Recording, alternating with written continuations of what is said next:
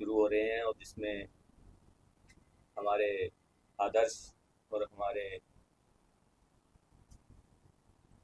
सबसे ऊंची श्रेणी में जिनको हम मर्यादा के रूप में पूजते हैं, श्री राम भगवान जी, उनकी लीला का मंचन हर वर्ष किया जाता है। और आपके आशीर्वाद से और कांगड़ा वासियों के आशीर्वाद से मुझे रामलीला सभा का इनके द्वारा अध्यक्ष बनाया गया है, जिसके लिए मैं पूरी रामलीला सभा कमेटी का, कलाकारों का और पूरे कांगड़े वासियों का बड़ा धन्यवादी हूँ। और कई वर्षों से इस रामलीला को हमारे सभी लोग कर रहे हैं। तो हमने इस बार आज हमने जब बैठक की, इससे पहले हमने एक छोटी सी बैठक की थी और लगभग 1 महीना पहले हमारे कलाकारों ने, जिसका नेतृत्व केश जी और हमारे देवेंद्र जी बैठे हैं, जो कलाकारों को इनके डायरेक्टर हैं, केश जी फुलफल है जिनके इंचार्ज हैं, जो सारा इनका कार्यभार देखते हैं पूरे का। तो इन्होंने 1 महीना पहले अपनी जो है वो रिहर्सल जो है वो शुरू कर दी थी। और पिछली बार हमने रामलीला के आखिरी दिन रामलीला को एक नए स्तर पर ले जाने के लिए कुछ बातें सोची, जिसका इन दिन मैं तो बहुत बिजी था, पर इन सब ने मिलके उनको अमली जामा पहनाने के लिए बहुत मेहनत की, तो इनका आभारी हूँ। और इस बार आपको कांगड़ा में, हिमाचल प्रदेश में, बाकी प्रदेशों का मुझे नहीं पता, लेकिन हिमाचल प्रदेश में पहली बार कांगड़ा में आपको जो महिलाओं के रोल हैं वो महिलाओं द्वारा करते हुए दिखेंगे। में एक बहुत बड़ी उपलब्धि होगी, लेकिन उसके साथ जो सबसे बड़ी बात है, जो आज हमारे समाज के लिए, हमारे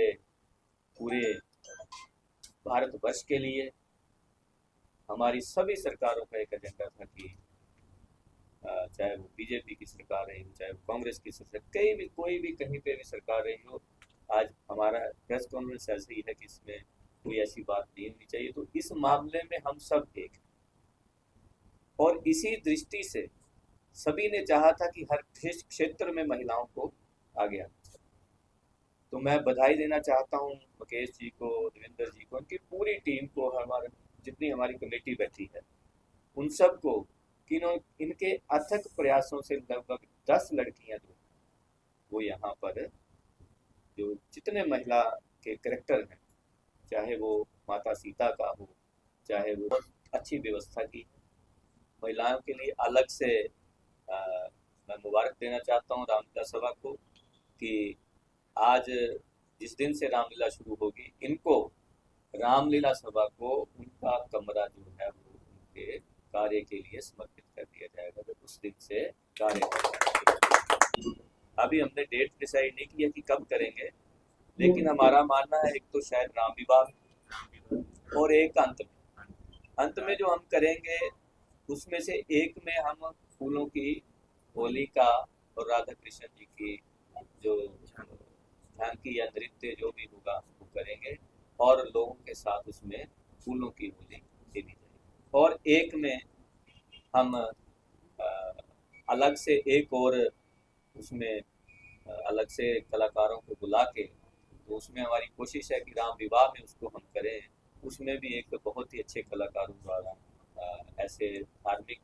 गति के साथ नृत्य किया जाएगा और लोगों को उसका बहुत ही आकर्षण होगा। और इस बार हमने एक नई चीज भी सोची है कि हम जो ग्राउंड का बिल्कुल एक साइड का पार्ट, जहाँ पर कॉलेज रोड की तरफ शॉप्स हैं कुछ, उसके पीछे का जो एरिया है, हम उसमें, ये हमारा अभी तक विचार हुआ है, उसमें अगर कोई आता है उन चीज़ को लेने के लिए तो हम उस पर करेंगे, क्योंकि बहुत से लोग रामलीला देखने कांगड़ा में आते हैं। हमारे आसपास बहुत से गांव हैं, तो हज़ारों की संख्या में लोग आते हैं। तो हमें ये देखा पिछली बार कि लोगों को खाने के लिए या पीने के लिए या किसी भी तरह का कोई और कुछ करना हो तो वो जगह नहीं मिलती है। तो हम ऐसी 10 या 15 छोटी छोटी कनोपीज लगा के हम किसी से बात करेंगे, और अगर वहाँ पे वाले समय में हर जगह पर, जैसे दिल्ली में, पंजाब में आपने देखा होगा कि रामलीला का मंचन एक भव्य तरीके से किया जाता है, एक त्योहार के रूप में मनाया जाता है। तो वहाँ पर अगर मेला लगाना है तो हमें कुछ ना कुछ वहाँ पर कोई ऐसी चीज़ें दुकानदार, मैं और इसमें ये भी कहूँगा कि अगर हमारे कोई लोकल दुकानदार इसमें इंटरेस्टेड हो तो वो हमारी रामलीला सभा के लोगों से संपर्क कर सकते हैं और इस चीज़ के लिए वो फायदा उठा सकते हैं। केवल हम उसमें पूजन करेंगे, हवन करेंगे, क्योंकि अक्सर जब हम पहले दिन हवन और पूजा करते हैं तो लोगों की संख्या बहुत कम होती है। तो हम पूजा को 22 को कर देंगे जिससे कि लोगों को भी डिस्टरबेंस ना हो, और 23 को हम रामलीला की एक ग्रैंड ओपनिंग करें, जिसमें अगर हो सका तो हम अच्छे कलाकार बुला के उसमें भजन संध्या कीर्तन कई तरह की चीज़ें करने की कोशिश करें। मैं चाहूँगा कि रामलीला से हटके हैं कि हमने अपनी तरफ से पूरी कोशिश की है, और कांगड़ा वासियों के ऊपर